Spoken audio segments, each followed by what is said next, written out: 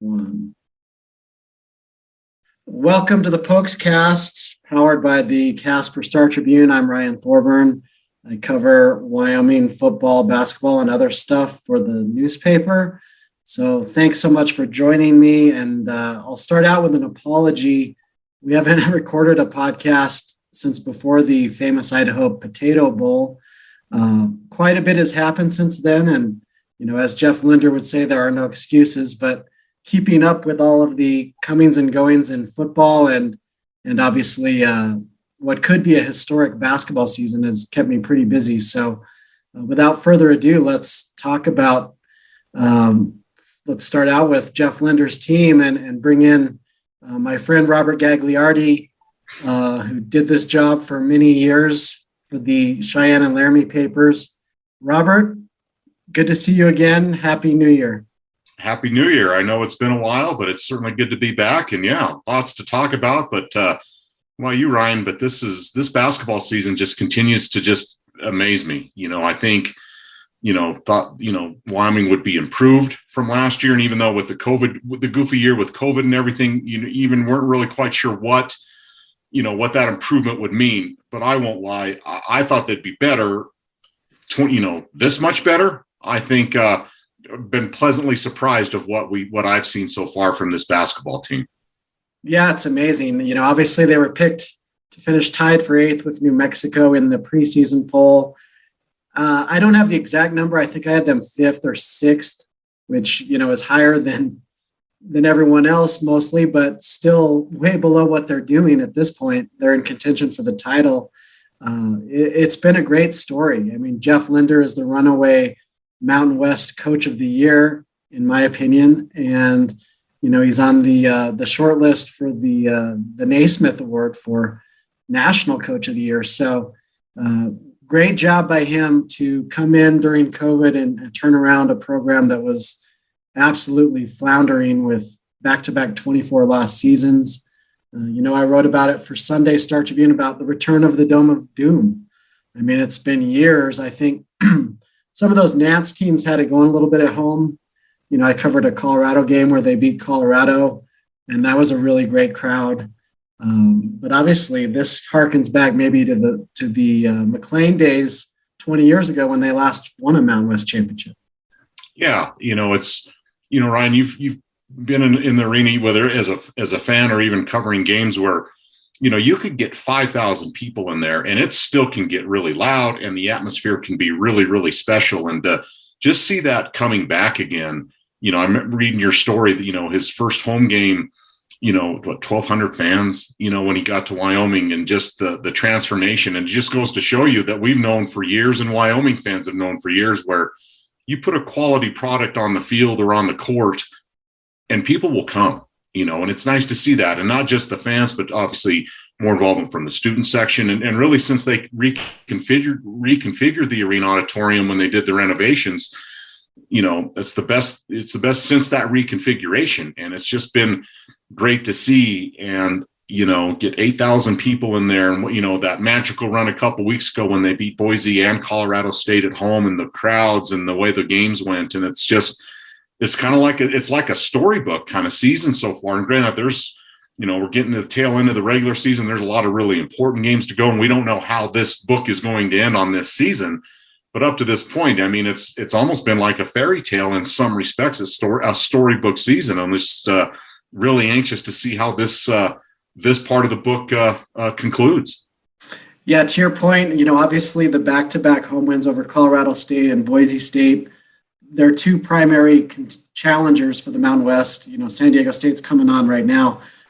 That was special, and obviously the students stormed the court after both those games. But to your point about the new AA, they had less than 6,000 for the weeknight game against Utah State, which was equally important, obviously.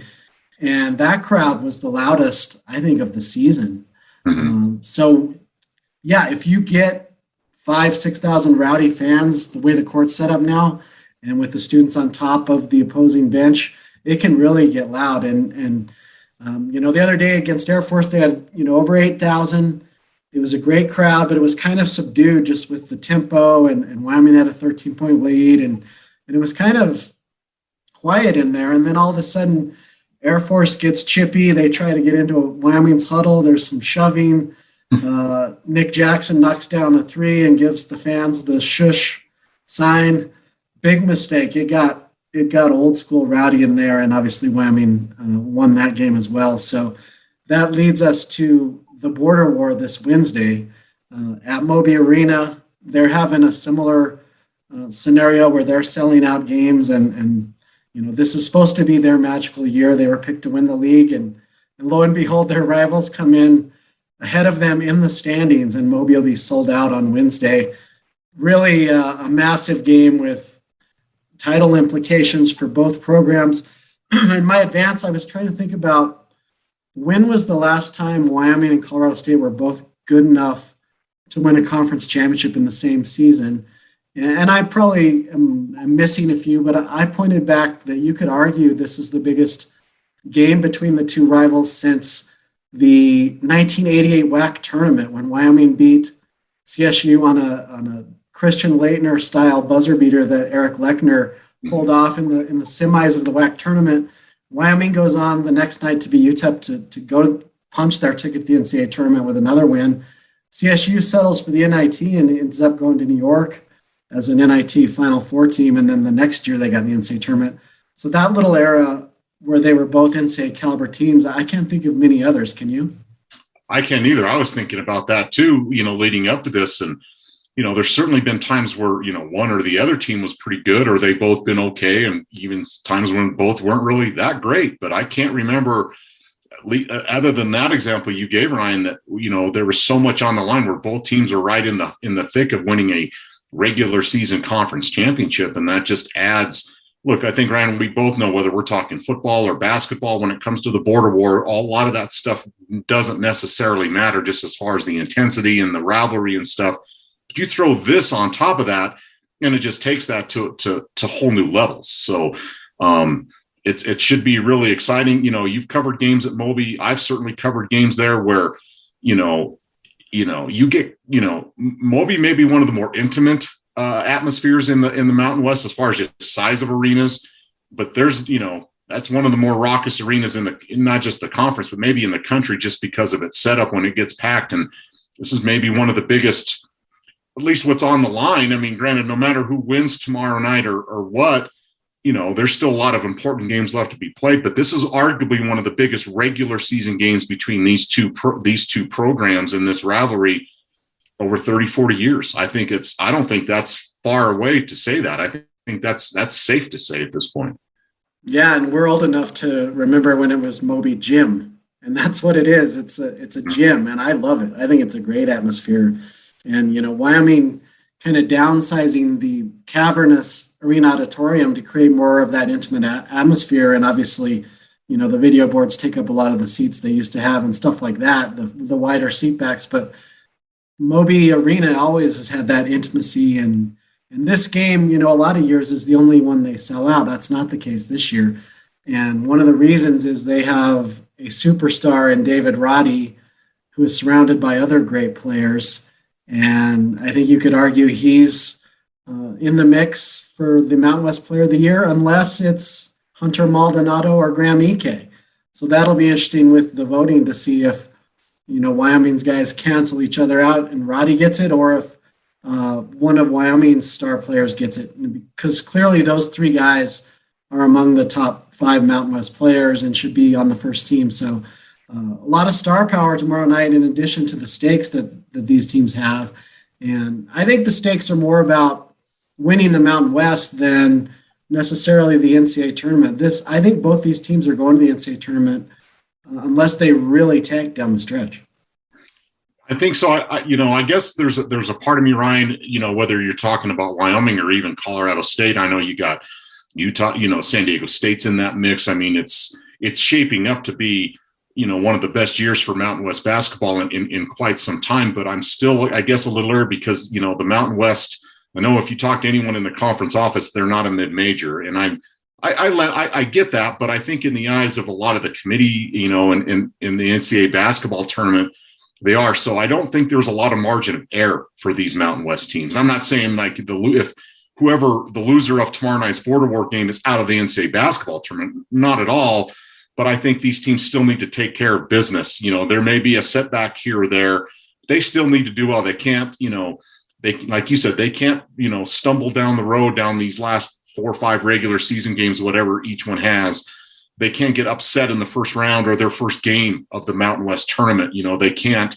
I still think their margin of error is thin as far as doing that. But I think as of today, yeah, you look at all the projections, and again, that's fun to say. And, it's been 7-8 years since Wyoming's even been in a projection to the NCAA basketball tournament. So that's fun. But I guess there's just the skeptical side of me is like, it's great to talk about. At least we are talking about that, but there's still a lot of work to be done, because I'm just, I'd like to see the Mountain. I think the Mountain West is certainly deserving of a 3-bid league, maybe 4, depending how it goes. But for that to happen, I still think they have to play good basketball down the stretch, and someone could easily get left out, no matter what their net ranking is or what their overall record is or any of that kind of stuff. So I guess I'm a little leery and skeptical, but I really would love to see at least 3, maybe 4 teams go to the NCAA tournament. But we'll just see how these last 2 weeks of the regular season or so are going to be really telling to see just how that picture is going to shape out.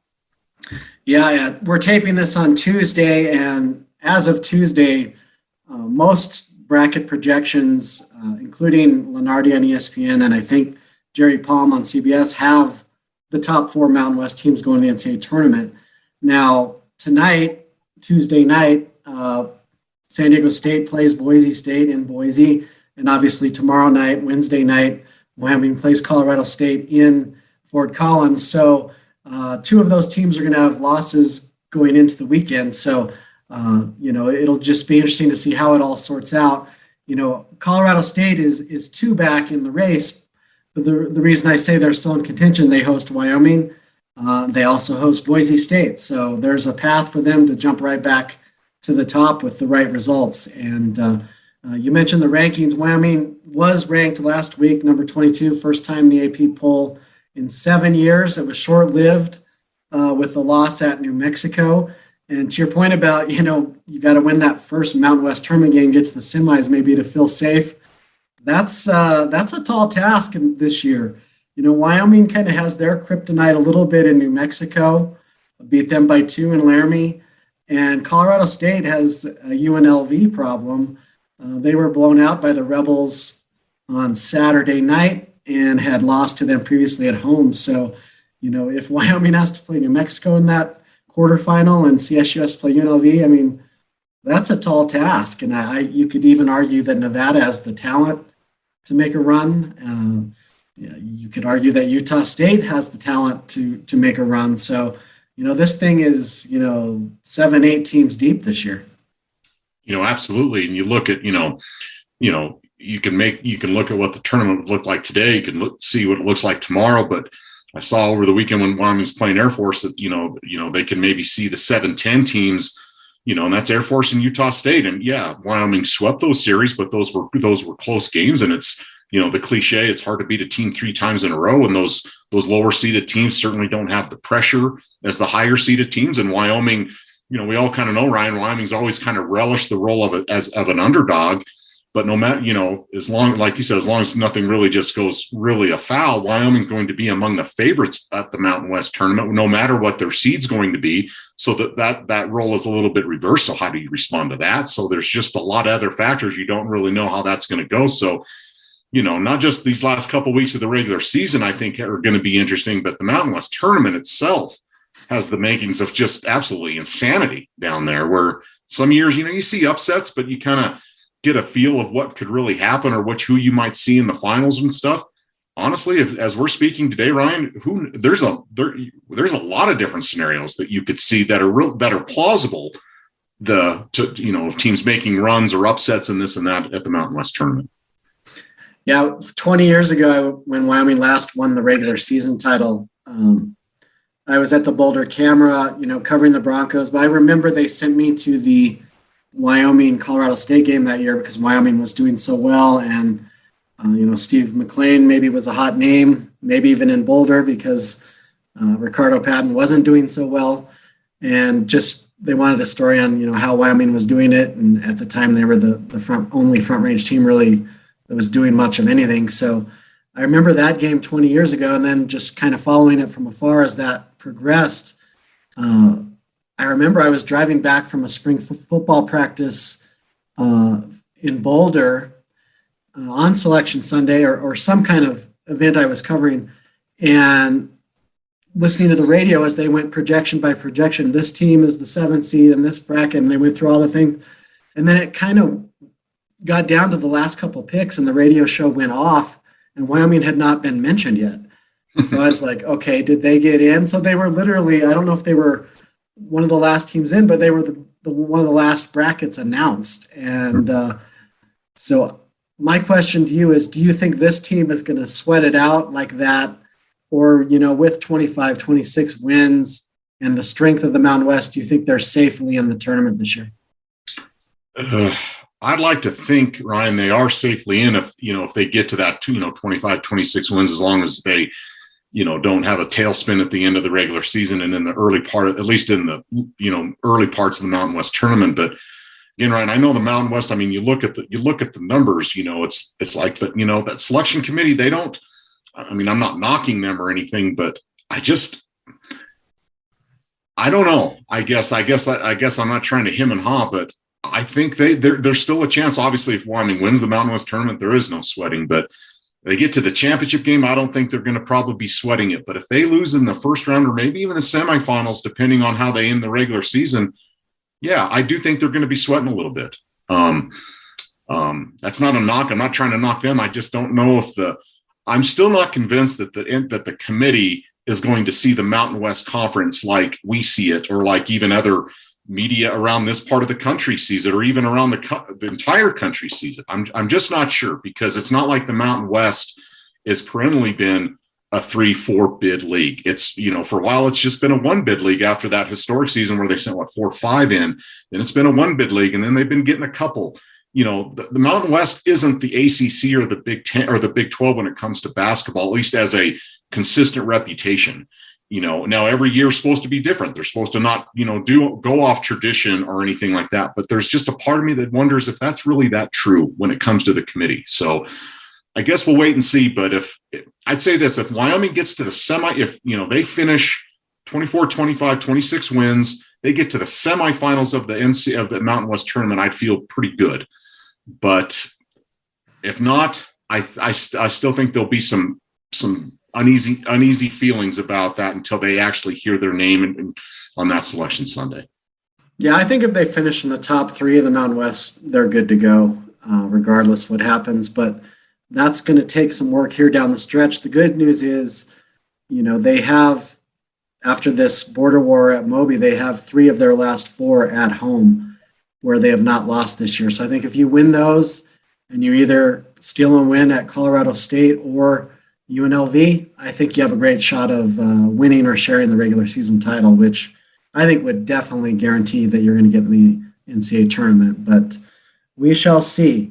It's fun to talk about, though, isn't it? I mean, I was in Oregon, obviously, but what was it like during the Allen Edwards era around here? I know, Larry Shai had a great run with Nance and Josh Adams, and they got into the tournament and lost to Northern Illinois. But, I mean, it had to be long winters around here. Oh, long winters, you're trying to just find, stories as you go. Obviously a lot of times, especially the last year with Coach Edwards, as great of a person as he was, and I still believe he's a good coach, I mean, you're dealing with people's livelihoods here, and, but people are just, get rid of them, do it now, this and that. And you're just trying to, just focus on anything, but obviously, Ryan, you've covered college sports enough, whether you're dealing with football, basketball, or any sport, when, the end's coming, you're already kind of speculating about that. I mean, that's really hard to do. And even for me, it was even kind of uncomfortable to do, to basically speculate about who will be the next coach at the school you're covering when the person that is the coach is still there. That's part of our jobs. That's just the way it is. But yeah, there's some, you're looking for any kind of light, not trying to like sugarcoat, well, yeah, they're 9-24, but they're really not that bad. It's not like that. You're just looking for good stories still. And sometimes that's that's hard to come by, but it's just been so cool to see. And not just obviously, you see it, Ryan, the fans are behind the, interest in Wyoming basketball is as good as it's been since, Larry Scheid took this team to the NCAA tournament, 7 years ago or so. But just how it's been done, what Jeff Linder's been able to do is, come in here and bring in guys, and not just bring in guys, but develop those guys and get the buy-in from the guys that were here. Hunter Maldonado, obviously the best example of that, just how he and his staff have put that all together and get it rolling. Now what happens down the road, again, I know Jeff Linder said a lot, you're only as good as your last game. You can't start looking ahead. You can't, read your own press clippings. There's a lot of stuff that this team still needs to do and accomplish. But just to see how this is transformed in such a short period of time is just, it's amazing. You don't see turnarounds like this at Wyoming that often. This is more of, all right, we're going to build this. It's going to take some time, and what Jeff Linder and his staff have done have been nothing but miraculous to me at this point. Yeah. Now the speculation about the coach is, how long is Jeff Linder going to be here? And my advice to all Wyoming fans would be, don't worry about it. Enjoy the ride while he's here for as long as it lasts. And he will be moving on someday to bigger and better things. And by my calculations, he would be the first guy to leave that position for another position since Jim Brandenburg went to San Diego State. And my guess is he would learn from that long ago history lesson and won't be taking a job within the conference. He'll be going up and up if he were to leave. I agree 100%. And again, I agree, enjoy this while you can. I'll say this, Ryan, and, as not just as someone who covers this team, but also has followed Wyoming athletics since, we were young. It's been a long time, whether it's even football and even basketball, that, I understand how you don't want to lose when you get good coaches and stuff. You don't want to lose them. I get it. I'm not disputing that at all.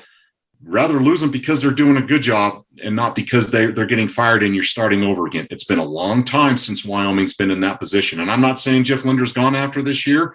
He may be here a long time, whatever it is. But at least if Jeff Linder leaves, it's because he's done a good job at Wyoming, not because, this hire didn't work out. Now we're going to start again. It's been a long time. I know Wyoming's been known as a stepping stone for coaches, whether it's been basketball or football over the years. And I know that drives fans crazy. And I'm not saying that it shouldn't, but it's nice to be a stepping stone instead of being a welcome mat or a doormat, so, I guess that's my take on that. Take that for what it is. I don't want to see Jeff Linder leave Wyoming anytime soon. I'm sure a lot of fans don't, but in this case, if he does, it's because he's done a good job, not because things haven't worked out.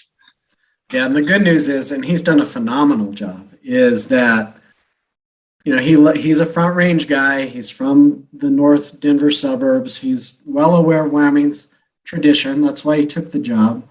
He loves fly fishing and the outdoors and everything about it. And I did talk to Tom Berman last week, and he's aware of what the interest is going to be and said they're going to do everything they possibly can to keep him here long term. And take it for what it's worth. But Berman said he's confident that Linder will be a Cowboy for a long time. So I wouldn't worry about it. I think Linder's smart enough to know that if he were to return next year, even if they make the Sweet 16 this year and bring Graham Ike back for another year of development, maybe talk Maldo into a sixth year of Laramie living, that those opportunities would be there a year from now or 2 years from now or whatever. There's no hurry, but it's got, it is what it is. If he delivers a Mountain West championship and some NCAA tournament runs, that's better than many of his predecessors did that Wyoming had to pay not to coach anymore. So I wouldn't worry about it. Enjoy the ride, everybody. Enjoy the ride. And another reason why I personally like Jeff Linder is because he is a fly fisher. He is a fisherman. He is an angler. I'd be more than willing to take him to a couple of my secret spots and, take him fishing, if he's not that he probably needs anyone to take him fishing or probably knows plenty around here. He wants to go do a little fishing. I can hook Coach Linder up. So, I don't know if Jeff listens to our podcast, but sure he's got a lot of other pressing things on his plate at this point. Hey, if he wants to go fishing, Coach, I'm your guy. I got some spots for you. I got some spots. It's funny that you mentioned that because for my Dome of Doom story, which I think everyone should check out from Sunday's Star-Tribune, I wanted to talk to some longtime season ticket holders about, what it was like during those dark times, and now it's coming back. And one of the guys I talked to was Doug Campbell, who's, from Saratoga, owns the Wolf Hotel, makes the drive over through snow every year, even when they're not good, for all the games. And I mentioned to him, even I can catch fish in Saratoga, and I'm not a fisherman. I'm like, you should have Linder come up there. And he's like, oh, believe me, he's been up here. My grandson's a fishing guide. He's been up here. We've had him up here. So, I think Linder gets it. And I don't think he's going to leave unless it's for another special opportunity. So enough on that. And we'll see what happens with the border war and this race. And Robert and I will check in more frequently as we go here, now that we're back in a rhythm.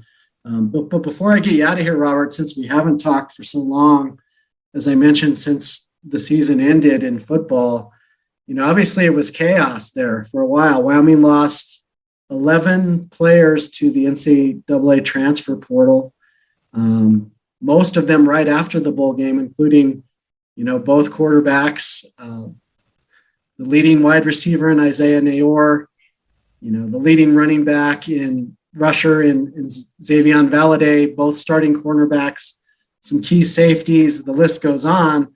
And for a while there was panic mode with the fan base, and even inside, I think the coaches' offices, there was some, what's going on here, Craig Bohl mentioned that he usually likes to go out, to his dad's farm and have a beer and relax after the season. This year it was pulling all-nighters trying to figure out this portal situation. Now, they did add, 5 guys from the portal, including, some key Power 5 guys to fill in some of those spots. They added Utah State quarterback, Andrew Peasley. They added a junior college quarterback in Evans Svoboda. Overall, how would you sum up or grade, the comings and goings and how they handled that? Well, I just think, Ryan, it was going to be a matter of time until the transfer portal affected Wyoming, because it really hadn't up to this point. And I know it's not like the portal's been around for years and years, but this was the first time it really affected Wyoming, and it certainly had a big effect, obviously, as you just stated. Yeah, and obviously what changed with the portal is now you enter it, you go somewhere else, you play right away. You don't even worry about it. Right. There's no sitting out. Yeah, no sitting out. So I thought it was just a matter of time before it did. I wasn't sure if it was going to hit like it did. I think you look at some of those situations, Ryan, a lot of these guys had already gotten their degree and they wanted to, try something else, and I don't necessarily blame them. I mean, don't get me wrong. I would love to see most or all those players, come back, but that's what's, the portal's for. The quarterback thing, I wasn't surprised with Sean Chambers. I guess how Levi Williams left after being named the MVP, and he was clearly entrenched as the starter for this team. Once he became a starter, he was clearly entrenched as the starter. That surprised me a little bit, but I think, Ryan, I don't know if you can necessarily put your finger on one thing or even a set of things that led to 11 guys transfer. I think with almost everyone, there was probably some differences in that. And then the fact some of the offensive guys, maybe they thought, maybe I can go better utilized. And okay, if that's how you feel, I mean, that's part of it. It was nice to see, a guy like X who's going to, Arizona State. Don't get me wrong. I'd love to see X back in Wyoming uniform, but he's went to a Power 5 school. Obviously Nayor had his choices of major, not just, Power 5. I mean, big time Power 5.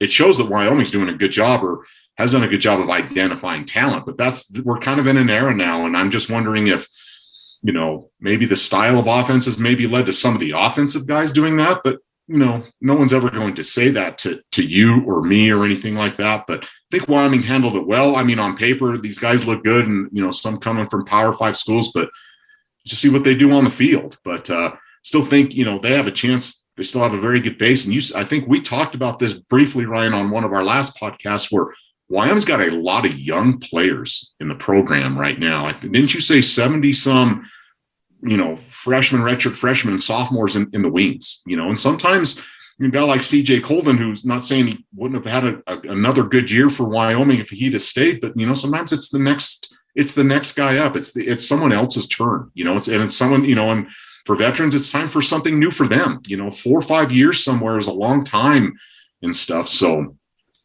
I think Wyoming's going to be fine, but now I think they kind of got hit in the face of what this transfer portal's like. I don't know how that's going to affect them moving forward, but now, they did go into the portal. They got some guys. Now they're somewhat more familiar with that now. And I think that has to become part of their recruiting dynamic, not just say, well, I think that has to become a stronger thread in their dynamic, because there's a lot of guys out there that are going to be in the portal. This isn't going away anytime soon. So I think Wyoming's okay. I agree. I think there was some panic set in and some unnecessary panic and speculation from fans and stuff like that, but it was new for them. They'd never seen this either. So I guess it remains to be seen. I think they handled it well. I still think Wyoming's going to be, Craig Bohl's still going to try to do it with high school kids, but I think now that they know that the portal can be a very valuable tool. And if you're a Wyoming, you got to exhaust every recruiting avenue you can. And if that includes the portal, then I think moving forward, that has to be a part of a significant part of the recruiting thread. Yeah. First, I think credit to Craig Bohl, because on signing day, instead of just talking about the recruiting class, he spent about an hour with the media, just going over all of this stuff. And he was very candid about it. And I think he and Tom Berman agree that 11 is too many. That cannot be a yearly thing. You have to have more stability than that. But you're going to have to expect there's going to be 4, 5, 6 guys every year that want to try something else, whether that's they've been in Laramie for 3.5 years and have their degree and want to try something else, or they're not getting playing time, or there's just a communication issue, which Bohl, to his credit, said he had to look himself in the mirror and realize, not necessarily that he's going to re-recruit guys every year for 5 years, but he acknowledges that he needs to communicate better with his team and let each guy know where they stand, what they need to work on, where they are in their development, and what they need to do to succeed. And, maybe there was some miscommunication with, specifically, I would think the quarterback situation last year where, that got ugly with sticking with Sean maybe a game too long and throwing Levi in there. And, Levi had some success off and on, obviously some great success against Utah State where he ended up, some tremendous success in the bowl game. But, overall, I think it adds a lot of intrigue to the Mountain West when you think about that Utah State game next year. I'm pretty confident Peasley, if healthy, will be playing in that game. Not so confident about Levi. Obviously, Utah State has a couple returning quarterbacks that'll have a major say in who starts next season. But another thing I think to keep in mind, and it is an individual case-by-case basis, and, X had been here, 5 years? The cornerbacks, Azizi Hearn, had been at Arizona before he was at Wyoming for several years. So they had been here a long time, a lot of them. Some of them, obviously you're really going to miss. Isaiah Nayor comes to mind as a player. Now, was it all the system? I don't know. I think that had a big thing to do with it. And that's the one area of the press conference where Bohl was asked, is it your lack of passing that led to a lot of these guys leaving? And he, I don't know if he regrets or not, but he basically came out and said, we wanted to pass, but these guys couldn't complete basic hitch routes, which a lot of fans were mad that he and some ex-players mad that he was throwing Chambers and Williams' skills under the bus, considering he recruited them and was in charge of trying to develop them. So I want to get your take on that, Ryan, because I remember reading that and I'm like, wow, and as journalists, as we've been practicing, we've talked to a lot of coaches, over the years, and they, not that they're ever not honest with us, but, they'll give us coach speak. But obviously I thought, and granted, I've covered Craig Bohl and now you have too. That was a very honest answer from Craig Bohl. I don't think his intention there was going out to throw those guys under the bus and say they're no good or anything like that. But he was very honest about that. I'm curious of your take when he said those things to you guys in the media, and this wasn't an off the record thing. I mean, this was on the record, and he said that. What were your thoughts about that? Did you feel like he was throwing those two guys under the bus, or you just felt like he was being honest? I'm curious of your take when you heard him say those words.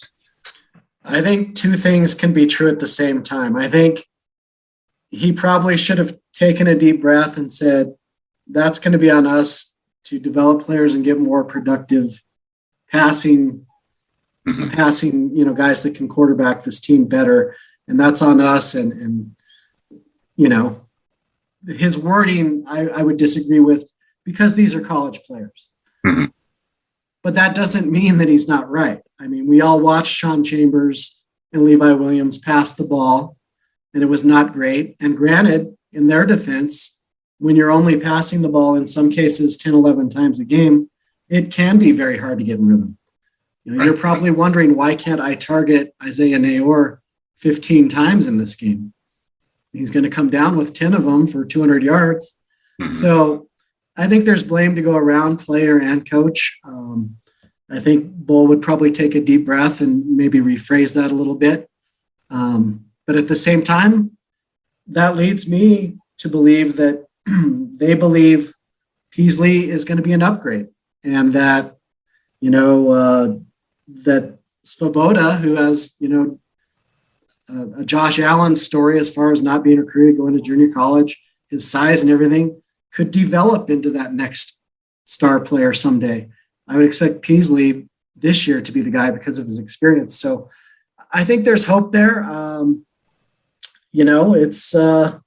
It's just interesting how the emotions got involved there. And the other thing about Wyoming is, they're still going to bring in high school freshmen every recruiting class, 20 of them or 25 of them. And I asked Craig, does, your developmental program, that's what they label their program. It's a developmental program, is known for Josh Allen and Logan Wilson and Andrew Wingard, like developing lightly recruited players to be NFL starters. And now I asked him, does that change now where you're developing, an Isaiah Nayor from somebody nobody wanted into, arguably the Mountain West best receiver. And then you just know that maybe he's going to finish his last year or two at a Power 5 program. And, Craig's response was, we're going to try to find more like the developmental players that like Chad Muma that want to be here for 4 years. But at the same time, we're not going to stop recruiting the Nayors of the world just out of fear that they might leave some days. So I thought that was a much better response to a tough question. Yeah. And I would agree with you on all those points, Ryan. I mean, Craig could have really, taken a deep breath and thought, but again, when they're the ones that practice and seeing those things. Now, granted, you're right. It's the coach's responsibility to bring that stuff along and coach that. And maybe they didn't do a good enough job to do that. I guess only time will tell how Levi does at Utah State and how Sean does at Montana State, and certainly hoping both those kids, flourish there, but it'll just be interesting. But it's just, now Wyoming has the taste of this portal stuff now, and now it'll be interesting to see how it moves on and stuff. But you look at, there's one part of me, going back and look, I'm not, Wyoming was run heavy. They didn't pass, and I think ideally in their ideal plan, they didn't want to pass a whole lot to win football games, and that's fine. But even if they were, in your opinion, look, Isaiah Nayor was an incredible talent. I'm not taking anything away from his talent when I state this, but let's say if Wyoming threw the ball 30 or 35 times a game, and obviously Nayor's that guy, teams probably didn't think, we got to watch this guy. We got to defend this guy, but we're not going to bracket this guy because Wyoming's not going to throw it all that much. But would Isaiah Nayor put up even bigger numbers if Wyoming wasn't in the system they were? To me, a big part of why Isaiah Nayor was so as productive as he was is because of Wyoming's run game, because teams weren't bracketing him or bringing safeties down all the time to try to double him, because that Wyoming simply didn't throw the ball that much. So there's a part of me that thinks that Nayor's success, at least his production, not his God-given talent, which there's a lot of, was partly because Wyoming did run the ball so much. You know what I mean? Do you agree with that? Yeah, I think, obviously they should have targeted him more because it was so successful almost every time. But yeah, to your point, if Wyoming said, you know what, we have Nayor, Levi's coming along, we like some of these other receivers, let's pass the ball 40 times a game, then you're getting away from your identity. And I know fans want more balance, but then Titus wins in the portal, and you know what I mean? This is Wyoming's identity. They're going to run the ball. They are deep at running back, even with X leaving. They, are deep at tight end. They're going to use 2 tight ends and block, and they're going to run. So that's what they're going to do. And what you hope is that Peasley is more accurate. He's a good runner. He lit up Air Force in the second half of a victory at Falcon Stadium that I happened to catch on TV and was super impressed by. Something where the same field in the same second half where Chambers' season kind of went to die, this guy got it done. So let's not forget he was the starter at the start of the season for Utah State until the Arkansas State transfer who, their coach had brought to be the starter until he got up to speed. So this guy has a lot of talent. And, that's the beauty of all this chaos, Robert, is spring football practices are going to have a lot of storylines, and a lot of guys are going to get opportunities to do some things. And just to close the loop on the portal, it does swing both ways. And if you're a Wyoming fan, you have to be encouraged that Bohl, who was so like, oh, we're not really interested in the portal for years, goes out and gets, Cole DeMarzo, linebacker from Michigan State, who's probably thinking, okay, Logan Wilson, Chad Muma, okay, I'll go there and see what I can do. You replace the 2 corners you lost with Darren Hall from Wisconsin and Ja'Cory Hawkins from Ole Miss, who was recruited by Alabama, by the way. And, there's stories about him tracking in the GPS at 26 miles an hour. So, yes, you lose some of these guys you developed, and they're going to Power 5s, and that's not great.